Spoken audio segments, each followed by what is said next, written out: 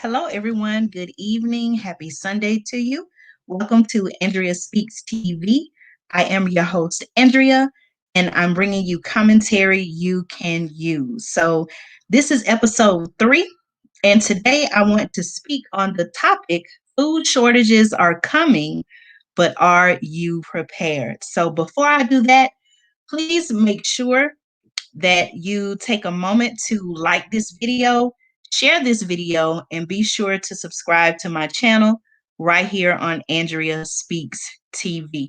Also, you can find me on Instagram. Okay, so you can follow me on Instagram at Andrea Speaks TV. All right, thank you all so much for joining. I had a few technical difficulties, and I apologize for coming on just a little bit later, but nonetheless, I am on. So again, if this is your first time tuning in with me, please say hello, drop a comment, let me know that you're there. And again, today I'm going to speak on the topic, food shortages are coming, but are you prepared? Okay. All right. So make sure also that you share this video with your family and friends. I think this is a topic that we all need to know about. Maybe some people, maybe some of us are not aware that right now, during this current pandemic, that there are food shortages, and even it's being predicted that there are more to come. Okay. All right. So if you're watching now live or by the replay, thank you all so much for being here. I want to say hello to Deonya12 for tuning in with us on today. Thank you all so much. I appreciate you. All right, so let's go ahead and get started. Again, please make sure you share this video. Make sure you like the video if you find the information to be helpful, and also subscribe to the channel. Okay. All right, so I'm going to share my screen with you. Bear with me.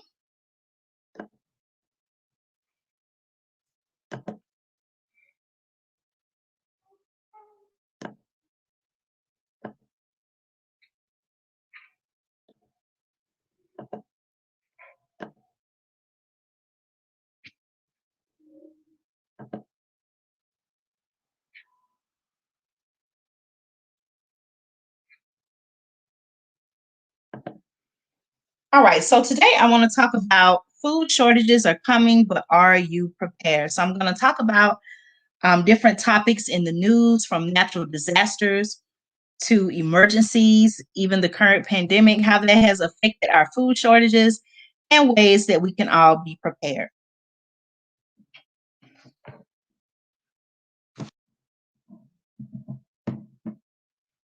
All right, so on the screen, I have two pictures. I have a picture of a news article, a recent, actually from April 2020, so not even a year ago, but it was during the pandemic.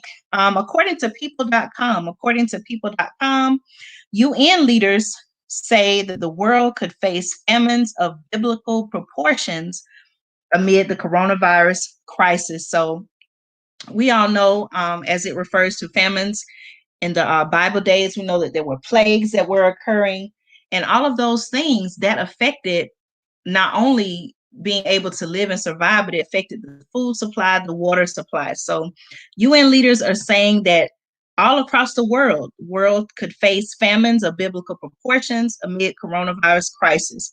While dealing with a COVID-19 pandemic, we're also on the brink of a hunger pandemic, said David Beasley, who is the director of the UN World Food Program, and he gave that warning. Okay. I'm sure many of you, including myself, as we were shopping for grocery items, you may have seen the shelves and the coolers in the grocery stores be bare. They were bare. So, let me go back. This is just an example of what we are currently facing in the world. Okay, also, there's a risk of global food shortages due to COVID, and it has increased, says UN envoy. Exclusive Agnes Calabata says price rises and scarcity mean people in poverty are in more danger than last year. Okay. And the way I interpret the picture, it's almost to me, it's kind of like she's saying, well, hey, I'm trying to tell y'all, are you listening? And the way I interpret the picture, it's almost to me, it's kind of all right. So just to show you, some news articles, things that are happening in the world. All right, throughout the pandemic, there were empty shelves in stores across the world. I saw it for myself. Maybe you saw it as well. And unable to keep up with demand for certain items, some stores began to limit the number of items you could purchase per person. So the picture on the left shows the bare shelves. Looks like the aisle was for rice. You can see the rice is gone. Not much is left there.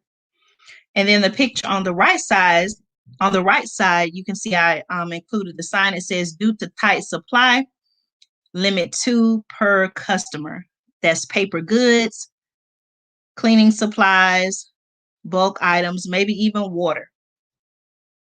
We saw that, right?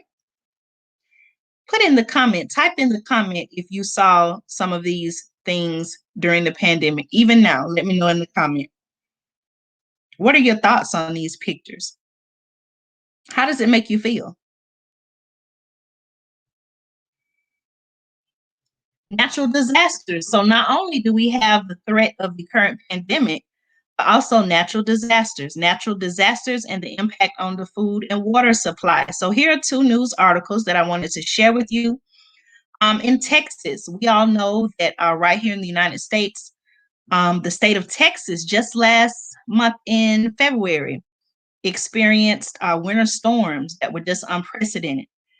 Here's a news article. According to CNN, Texas is still reeling from devastating winter storms. And for some, recovery could take months. And this was an article on CNN back in on February 22nd, 2021, just a little over a month ago. Also, climate change. The next article says climate change could trigger a global food crisis. The new UN United Nations report says if average global temperatures rise by 2 degrees Celsius, the risk of food supply instabilities are predicted to be very high, according to the report. All right. So I'm not sure what state you're in, but if it can happen in Texas, where it's, usually warm, it could happen anywhere. It could happen anywhere in the country, anywhere in the world. All right, here's an article I found in the New York Times speaking on the Texas winter storm, what to know. And the article says people are also struggling to find food. Now, watch this, listen to this. This is very important. The article says without water and after days of power outages, many Texans have lost perishable food and are struggling to get more. Many grocery stores have been picked clean or have been closed. Grocery stores are closing, y'all. And food banks are handing out food as quickly as they can. The article goes on to say more than 500 cars lined up on Friday morning at the headquarters of the San Antonio Food Bank, which hoped to distribute 100,000 pounds of food and water over the weekend. At the site, volunteers and members of the Texas National Guard assessed pallets of bread, peanut butter, cakes, potatoes, onions, watermelon, and other fresh produce, readying the food for residents hit hard by blackouts. This was just last month, y'all, in the state of Texas when they experienced the unprecedented Texas winter storm. Days of power outages, people left in the cold, no electricity, no way to heat up their homes, fix hot food. Many Texans lost perishable food items, and at the time they were struggling to get more. Also, again, to recap, grocery stores. have the shelves were basically empty, they had been picked clean, or even some grocery stores had to close down. Think about that. Here's another picture from the New York Times from the Texas winter storm. In the picture, we can see what looks to be a housing area. We can see the cold, freezing cold ice on the road. And we have two people here. So it says a couple, the caption for the picture says a couple walked through their apartment complex in Austin, Texas on Wednesday in search of running water. Now think about that, y'all. They're having to get out. They had to get out in the cold. These are real people. They had to get out, walk through their apartment complex in Texas, where it's usually warm, to search for running water. And then the article says their electricity had been restored, but they had to get out and search for running water. Tell me your thoughts on that in the comments, whether you're watching live now or if you're watching by replay. Let me know your thoughts on that.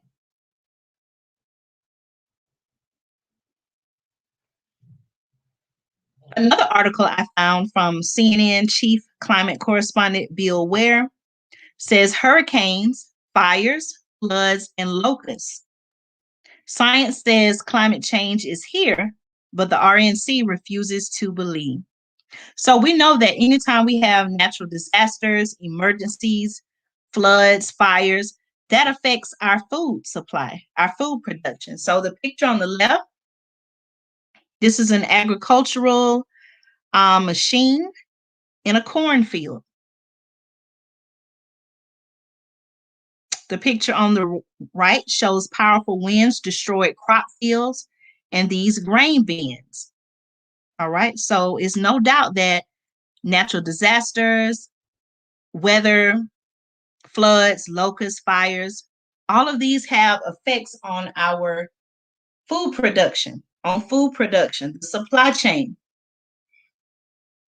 If the weather is bad and it affects the crops, let's say if the crops were destroyed, then the farmers, they don't have any product, or they don't have any food items to sell to the grocery stores. If the grocery stores don't have any food, they don't have anything to sell. They don't have the food to sell to us, the consumers. Think about that. These are real events that are happening.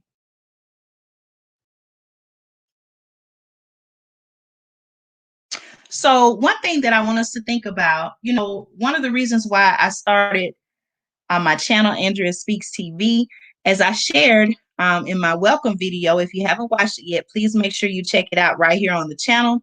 One thing that I shared was that, nowadays is so much information that's being pushed out to us. Sometimes we don't always get to see, or sometimes we don't seek to find the information that can be most beneficial to us. It's hard because there's so much information thrown at us. It's hard to dissect and say, okay, well, what can I take from this and use it to benefit myself, my family, and friends? What is it that I really need to know? Okay, so one thing that I want you to think about, definitely my family has already been thinking about it, is ways that we can prepare ourselves in times for disaster. We see every day, most recently, I believe in going on right now, actually in Syria, there's a ship, I believe, that's carrying oil that is blocking a canal, and they're having to ration fuel. So imagine, having to ration fuel. That means fuel prices will go up. Imagine if they told you, well, imagine going to the gas station, right? Because we know that, okay, if you're having to ration fuel, that means gas prices are eventually going to go up. But imagine going to the gas station and, maybe you normally fill up your car with gas, but imagine being told that, well, due to limited supply of oil and fuel, you can only put 5 gallons of gas in your car. Imagine that. So if it could possibly get to that point, And let's say you're not able to get out or travel or go to the grocery store. You can only go so many miles on 5 gallons of gas, right? Do you have everything that you need to have at home in case of a disaster? What will you do during the next power grid failure in Texas? They went days without electricity. What about if the weather is so bad and you can't get to the grocery store? What are you going to do? Think about it. Right now at your home, do you even have enough food at home to get you through the next possible disaster? So think about stocking up on emergency long-term food storage. Now, there are some people who grow their own food. You grow your own food at home. Maybe you have a home garden. There are some people who choose to prepare by canning food, and there's definitely nothing wrong with that. But I would like to share and introduce you, and I would like to help you and your family get prepared for those times that we don't always think would happen in our area. But, a lot of times we think about it after the fact, after it's too late. So I would like to introduce to you my website, which is www.preparewithandrea.com. I have also put a link to my website in the description. Um, I have emergency food supply. It includes breakfast, lunches, dinners, and snacks, 2,000 plus calories a day. Also, it has a 25-year shelf life. So again, this is not something that, this is not food that we want to sit down and have for Easter dinner or a Sunday dinner. It's not that, y'all. This is something that we want to use in case of an emergency, and definitely with things that are happening around the world, we want to make sure that we are prepared. Okay. So in other words, if you stay ready, you don't have to get ready. So I want to encourage you all to check out the site. Again, the website is www.preparewithandrea.com. You'll have emergency food supply. There are several kits you can purchase: breakfast, lunches, dinners, and snacks, 2,000 plus calories a day. Also, it has a 25-year shelf life. Not saying that you're going to use it today or tomorrow, but if, if anything were to ever happen where you cannot get out and go to the grocery store, if you have power outages for days or weeks, then you'll be prepared. Also, I have survival items that you can purchase: water filtration. You may need to access clean water. Then you'll have your own water filtration system. Survival items, including ways to cook your food without using electricity. All of those things are on my site and much more. Okay. Again, if you stay ready, you do not have to get ready. Okay. So again, if you found this information to be helpful, I encourage you to please like this video, share it with your family members and friends. I believe this is information that we all need to hear and see. And also subscribe to my channel, Andrea Speaks TV. I upload videos every week. Okay, let's see. All right. Also, you can follow me on Instagram. You can follow me on Instagram at Andrea Speaks TV. Again, you can follow me on Instagram at Andrea Speaks TV. And again, I encourage you all to check out my website, preparewithandrea.com. Preparewithandrea.com. You can get all of your emergency food supply and survival needs right there on the site. So again, I want to thank you all so much for your support. If you found the information in this video to be helpful, please like this video and share it with your family and friends. Also, make sure you subscribe to my channel, Andrea Speaks TV. Thank you all so much for watching. I appreciate your support. And until next time, take care and be safe. Thank you.